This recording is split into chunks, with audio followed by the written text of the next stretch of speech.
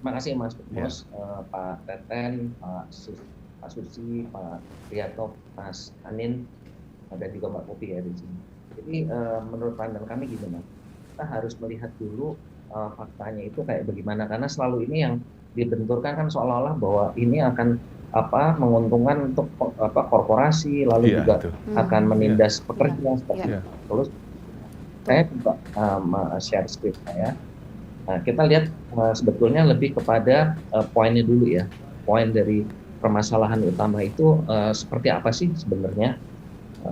Ini kita lihat aja. Nah, ini di sini Mas, kalau kita lihat ini tadi kan Pak Riyatno juga nyampaikan ya, ada perkembangan investasi. Tapi kalau kita melihat dari apa namanya, dari kondisi yang ada, ini terlihat bahwa dari pergerakan pergerakan investasi dengan penyerapannya itu menurun gitu. Jadi investasinya naik terus.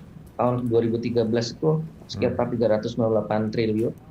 Sekarang di 2019 kemarin itu 809 triliun. Tapi kalau kita lihat dari penyerapannya rasio per triliunnya Mas Turunnya itu membaik. turun gitu. 2013 1 triliun Hmm. masih 4.594, di 2019 menjadi hanya 1.277. Turunnya dropnya tuh 75%.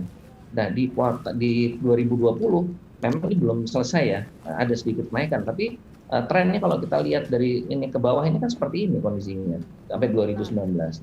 Nah, ini jadi kita harus lihat dulu faktanya seperti apa gitu. Nah, yang ingin kami sampaikan Mas Primus Ya. uh, adalah bahwa dari sisi dari sisi uh, negara itu kan memang harus bisa menciptakan lapangan kerja yang dalam jumlah masif. Jadi kalau kita melihat dari sisi angkatan tenaga kerja baru yang setiap tahun masuk ke pasar kerja itu 2,5 juta orang gitu. Dan kalau kita lihat dari subsidi yang diberikan oleh negara kepada penduduk Indonesia, subsidinya itu adalah 40% dari jumlah total penduduk Indonesia. Nah, di sini yang menurut pandangan kami kita harus secara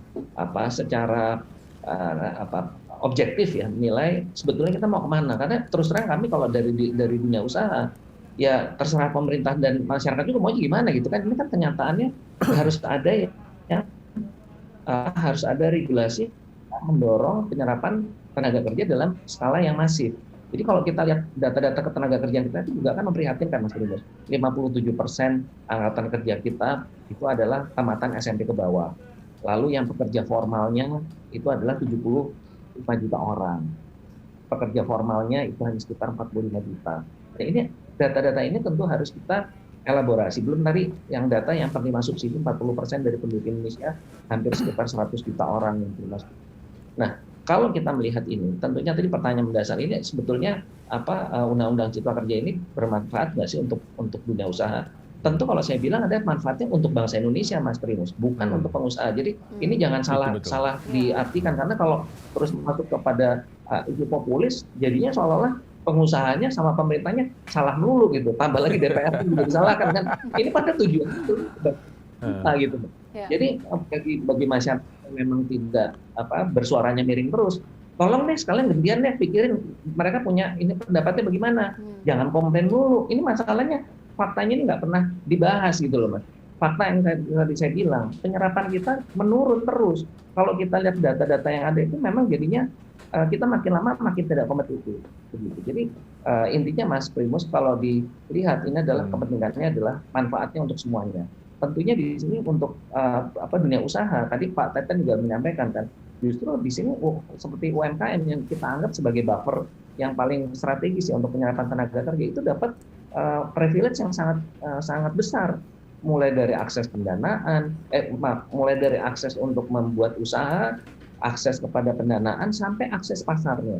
Tadi Pak Erick Thohir juga menyampaikan kan BUMN juga support untuk pasarnya dan sebagainya. Jadi ini apa yang salah sih sebetulnya? Jadi saya kadang-kadang juga bingung ya kalau ada iya. orang nyerang terus gitu.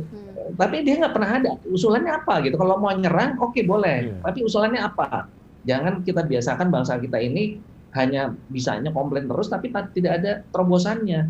Iya. Kami terus terang appreciate kepada pemerintah, kepada DPR ya, yang begitu berani mengambil putusan yang dianggap oleh sebagian masyarakat itu tidak populis ya, tidak populer. Tapi inilah fakta yang menurut saya adalah untuk menjawab masalah-masalah yang sangat mendasar dari negara kita, yaitu adalah penciptaan lapangan kerja dalam jumlah masif, dan yang paling penting adalah untuk memberikan mereka kesejahteraan yang sebetulnya gitu, bukan kesejahteraan yang dalam tanda petik terima subsidi. Kalau terima subsidi kan juga nggak sehat.